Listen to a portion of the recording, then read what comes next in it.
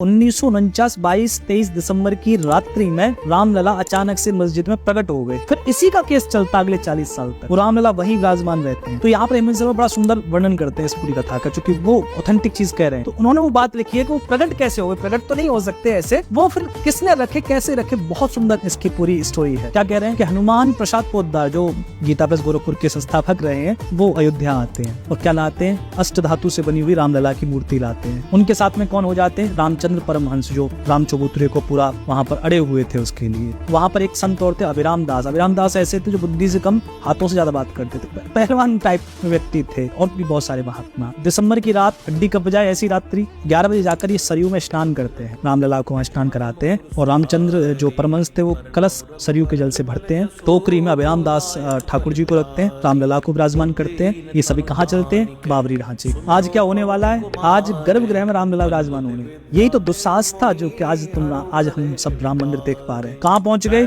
मस्जिद पर जो उसको ढांचा कहा जाता है वहां पहुंच गए। तो वहां पर एक शेर सिंह नाम के संतरी पहरा दे रहे थे। तो ताला कौन खोलेगा, शेर सिंह से कहा कि ताला खोल। अब शेर सिंह और अभिराम दास की मित्रता थी पहले से, गांजा और भांग की मित्रता थी, ऐसा हमें हेमंत शर्मा लिखते हैं। तो शेर सिंह ने वहां पर, अब रामलला सर पे हो तो कौन ताला नहीं खोलेगा, शेर सिंह ने ताला खोल दिया। यहाँ गए जो गर्भगृह था, जो मेन गुम्बद का, उस पर पहले सरयू से उसको पूरा धोया जाता है, लकड़ी का वहां पर सिंहासन रखा जाता है, मंत्रों के साथ, हरि नाम धुन के साथ चांदी का सिंहासन रखा जाता है, और उस पर हमारे रामलला जो अष्ट धातु के थे उनको विराजमान किया जाता है। वो 1 घंटे की पूरी प्रक्रिया थी, जिसमें ये 25-30 महात्मा रामलला को विराजमान वहां पर करते हैं। 12 बजे ड्यूटी खत्म होनी थी, लेकिन शेर सिंह गया 1 बजे। किसको जगाने, दूसरे संतरी को, उसका नाम था अब्दुल बरकत, वो मुस्लिम था। वो आया जब अपनी ड्यूटी के लिए, तब तक सब महात्मा जा चुके थे, लेकिन उसकी जमीन खिसक गई नीचे से। अच्छा, या तो प्राण प्रतिष्ठा हो गई है, खून जम गया उसका। क्यों, क्योंकि वहां पर देखा उसने कि यहाँ पर तो रामलला विराजमान हो गए। तो बाद में अगर आप उसकी पढ़ोगे तो उसने गवाही ये दी है, ये नहीं कहा कि कोई महात्मा यहाँ पर, उसने कहा है कि